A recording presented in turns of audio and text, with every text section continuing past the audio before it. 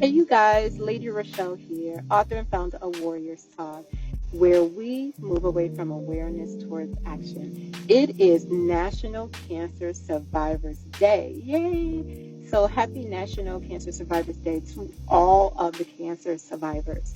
And a cancer survivor is anyone who was diagnosed with cancer from the day of diagnosis to the end of your life.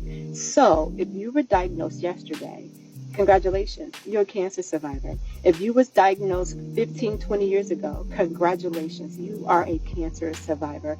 If you have just finished treatment, you are a cancer survivor. If you finished treatment 20 years ago, you are a cancer survivor. Some people don't like to use the word survivor if they're still in treatment. Survivor, thriver, warrior, conqueror, however you want to put it. If you are alive today after a cancer diagnosis, then congratulations to you and give glory and honor to God. Again, you are a survivor. According to the National Cancer Institute, 18.1 million cancer survivors are alive in the U.S. today, and they are estimating that that number is going to increase by 2032 to 22.5 million. According to the American Cancer Society, 2 million new cases of cancer will be diagnosed in 2024, and out of that, 600,000 will die.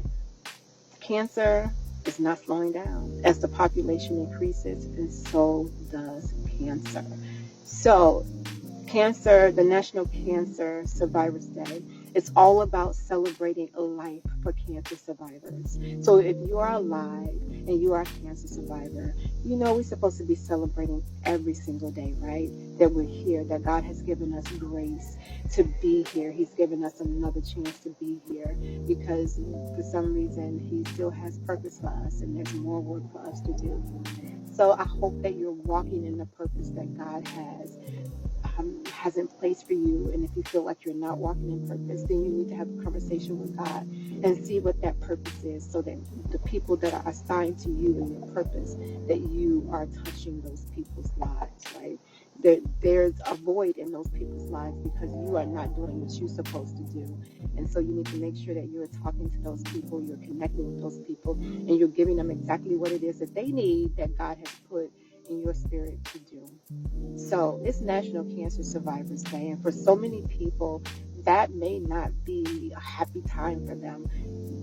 Remembering that you were diagnosed with cancer when you have already gotten on with your life and you've not really forgotten about cancer, but you kind of put it in the back of your mind, right?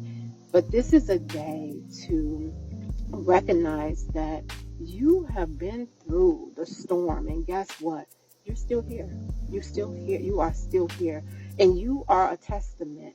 You are a testimony for other individuals who are just diagnosed, who are struggling in their diagnosis, who just need hope, who need some encouragement from somebody else to say, if I made it, guess what? You can make it. You can identify with the things that they're going through. It may not be the same diagnosis because a lot of us, we may have the same diagnosis, but guess what? Our journeys may be totally different, right? Our treatment could be totally different. And even if our treatment is the same, our bodies may take the treatment totally different.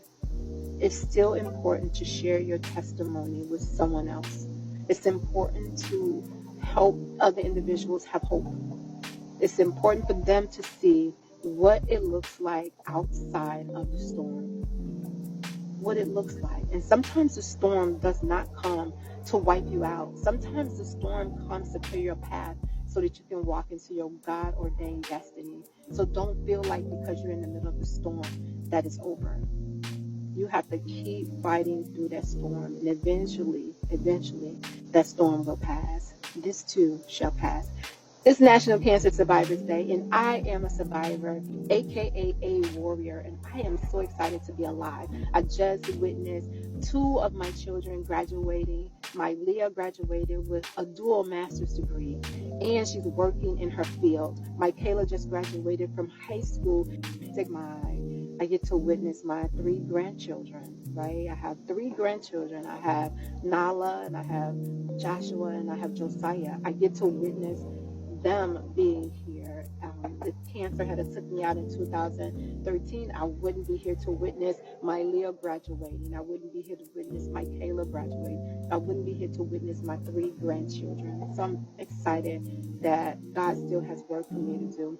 And let me just say, doing the cancer work, the advocacy work as it relates to cancer is not pretty, not at all.